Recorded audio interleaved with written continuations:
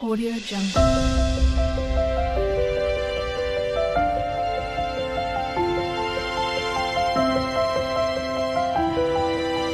Audio Jungle. Hello friends, ओम नमः शिवाय। Welcome to my YouTube channel Astro Gyan. और आज हम बहुत ही इंपॉर्टेंट टॉपिक पे बात करेंगे जो ग्रहों की उच्च राशि, नीच राशि और मूल त्रिकोण राशि पर है। तो हम सब जानते हैं कि कोई भी ग्रह अपनी उच्च की राशि में जब होता है तो वो बहुत ही बली होता है। कोई भी रिजल्ट देने में, पॉजिटिव रिजल्ट हो या नेगेटिव रिजल्ट हो, वो बहुत ज्यादा सक्षम होता है। षड बल में से सबसे पहला बल यही माना जाता है। उच्च राशि का मतलब ये नहीं है कि ग्रह हमारे लिए बहुत ही फ्रूटफुल रिजल्ट देगा, बहुत ही कारक देगा। ये इंपॉर्टेंट नहीं है। इंपॉर्टेंट ये होता है कि वो बहुत ही बली हो जाता है। अगर वो हमारी कुंडली में पॉजिटिव है और पॉजिटिव रिजल्ट देना चाहता है तो वो बहुत ज्यादा बली हो जाता है, पॉजिटिव और नेगेटिव दोनों रिजल्ट देने के लिए। और नीच की राशि में वो बहुत ही वीक हो जाता है, क्योंकि कुछ राशियां ऐसी होती हैं जिनमें ग्रह बहुत ही कंफर्टेबल फील करते हैं, उनके अंदर एक्स्ट्रा पावर आ जाती है। तो वो जो राशियां होती हैं वो उनकी उच्च की राशियां होती हैं। और कुछ राशियां ऐसी होती हैं जिसमें ग्रह कंफर्टेबल फील नहीं करते हैं, क्योंकि वो उनके नेचर के अगेंस्ट राशियां होती हैं। तो वो उन राशियों में बहुत वीक फील करते हैं और नीच का रिजल्ट देने लगते हैं। मूल त्रिकोण राशियां मैक्सिमम ग्रह की अपनी ही राशियां होती हैं, लेकिन वो मैं आपको ऑलरेडी वीडियो में बता चुकी हूँ कि मूल त्रिकोण और स्वराशि में क्या डिफरेंस होता है। तो आप उस वीडियो को चेक करेंगे तो आपको वो डिफरेंस समझ में आ जाएगा। और ग्रहों की मित्र राशि और शत्रु राशि पे भी मैं एक वीडियो बना चुकी हूँ कि ग्रह किसको अपना शत्रु मानते हैं, किसको अपना मित्र मानते हैं, तो वो भी आप जाके चेक कर सकते हैं। तो चलिए अब हम स्टार्ट करते हैं सूर्य ग्रह से। सूर्य ग्रह सबसे पहले आपने सब जगह सुना होगा कि ग्रह इस राशि में उच्च का होता है, इसमें नीच का होता है, इसमें मूल त्रिकोण में होता है। लेकिन ये बहुत कम जगह मेंशन होता है कि उनकी डिग्री भी देखनी पड़ती है। यानी कि ग्रह एक डिग्री तक ही उच्च में माना जाता है। अगर वो उस डिग्री को क्रॉस कर लेता है तो वो उच्च का नहीं रह जाता है, वो उतने अच्छे परिणाम देने में सक्षम नहीं रह जाता है। ऐसे ही नीच की राशि में भी वो एक डिग्री तक नीच का रहता है, उसके बाद वो अगर उसको क्रॉस कर लेता है तो फिर वो नीचता के रिजल्ट नहीं देता है। और मूल त्रिकोण भी उसकी एक डिग्री होती है, अगर उतने डिग्री तक रहता है तो ही मूल त्रिकोण में माना जाता है, अदरवाइज फिर वो स्वराशि में ही मेंशन होता है। तो इन राशियों से बल पता चलता है। तो अगर मैं पॉजिटिव बल की बात करूं तो ग्रह सबसे ज्यादा बली होता है अपनी उच्च राशि में, जहां वो सबसे ज्यादा रिजल्ट दे सकता है। देन वो सबसे अच्छे रिजल्ट देता है अपनी मूल त्रिकोण राशि में, फिर अपनी स्वराशि में और फिर अपनी मित्र राशि में। और अगर मैं नेगेटिव रिजल्ट्स बोलूं तो वो शत्रु राशि में बहुत वीक हो जाता है, नेगेटिव रिजल्ट देता है। और नीच राशि में सबसे ज्यादा वीक हो जाता है, जहां वो बहुत ही नेगेटिव रिजल्ट देने लगता है। तो सूर्य ग्रह से स्टार्ट करते हैं। सूर्य ग्रह की उच्च राशि कौन सी होती है? मेष राशि होती है। और नीच की राशि कौन सी होती है? तुला राशि होती है। तो हर ग्रह की जो उच्च राशि होती है, वहीं से सेवेंथ नंबर की जो राशि होती है उसमें वो नीच का हो जाता है। हर ग्रह जिस राशि में भी उच्च का होता है उससे सेवेंथ राशि में नीच का हो जाता है। ये एक नियम है। तो और जितने डिग्री तक वो उच्च का रहता है उतने ही डिग्री तक वो नीच का रहता है। तो सूर्य मेष राशि में 0 से 10 डिग्री तक उच्च का होता है और तुला राशि में वो 0 से 10 डिग्री तक नीच का हो जाता है। सूर्य की मूल त्रिकोण राशि सिंह है, जो उसकी खुद की ही राशि है। तो 0 से 20 डिग्री तक वो अपनी मूल त्रिकोण राशि में माना जाएगा। अगर वो 20 डिग्री क्रॉस कर लेता है तो सूर्य फिर स्वराशि का माना जाएगा। ऐसे ही मेष मंगल की राशि है और हम सबको पता है सूर्य मंगल मित्र है। मैं मित्रता और शत्रुता पे भी एक वीडियो बना चुकी हूँ, आप चेक कर सकते हैं। तो 0 से 10 डिग्री तक तो वो उच्च का माना जाएगा, फिर वो मित्र राशि में माना जाएगा। ऐसे ही तुला में वो 0 से 10 डिग्री तक नीच का होगा, उसके बाद वो शत्रु राशि में माना जाएगा।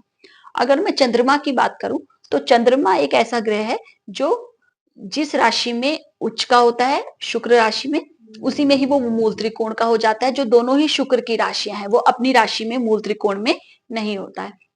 तो चंद्रमा वृष राशि शुक्र की राशि में 0 से 3 डिग्री तक उच्च का माना जाता है और 4 से 30 डिग्री तक फिर वो मूल त्रिकोण में माना जाता है।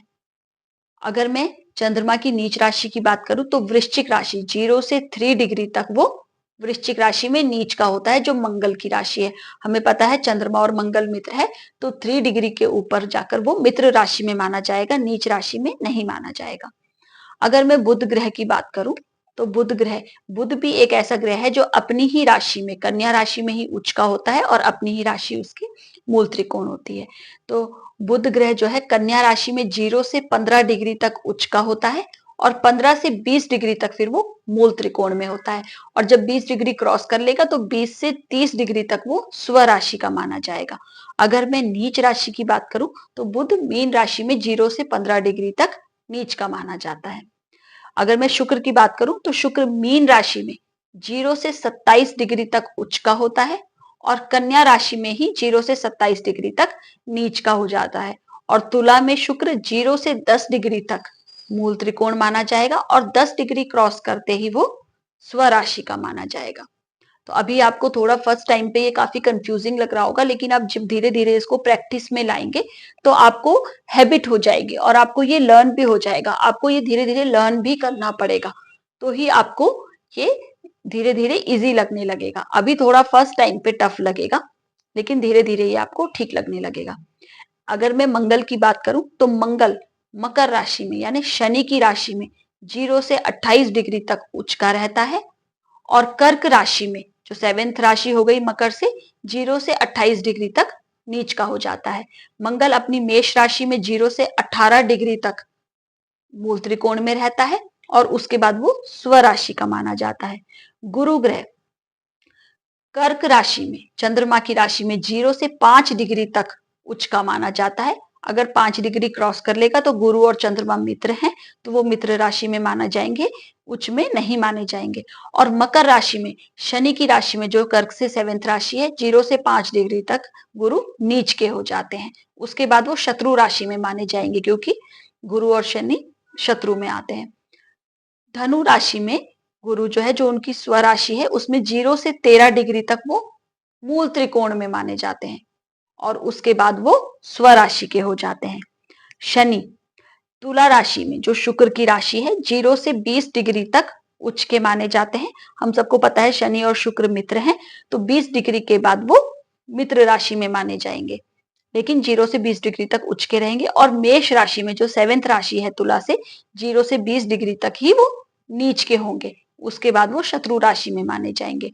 और कुंभ राशि, जो उनकी खुद की ही राशि है, 0 से 20 डिग्री तक वो मूल त्रिकोण में माने जाएंगे और 20 डिग्री से फिर 30 डिग्री तक वो स्व राशि में माने जाएंगे।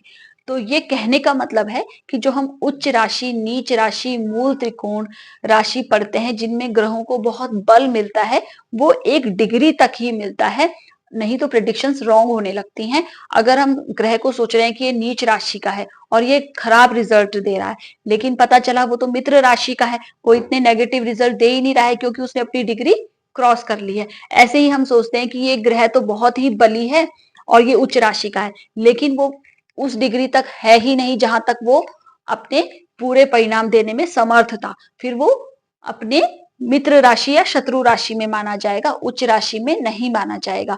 तो ये डिग्री आपको नोट करनी बहुत इंपॉर्टेंट है। ये प्रेडिक्शन करते हुए ध्यान देनी बहुत ज्यादा इंपॉर्टेंट हो जाती है और ये ग्रह का एक पार्ट होता है कि ग्रह इसमें बल ग्रह को मिलता है। इससे पॉजिटिव और नेगेटिव का मतलब नहीं है कि ग्रह हमारे लिए इस राशि में पॉजिटिव हो जाता है या इस राशि में नेगेटिव हो जाता है, ओनली उसको बल मिलता है। नीच का मतलब ये नहीं होता कि ग्रह जो है हमारे लिए बहुत ही खराब हो गया है। हो सकता है वो हमारे लिए कारक ग्रह हो, लेकिन नीच का हो गया है जाकर, यानी कि वो वीक पड़ गया है। तो आज का वीडियो आपके लिए इंफॉर्मेटिव रहा होगा। अगर आपको मेरा चैनल पसंद आ रहा है तो आप इसको सब्सक्राइब करिए, लाइक करिए, शेयर करिए। तो मिलते हैं नेक्स्ट वीडियो में। Thank you very much.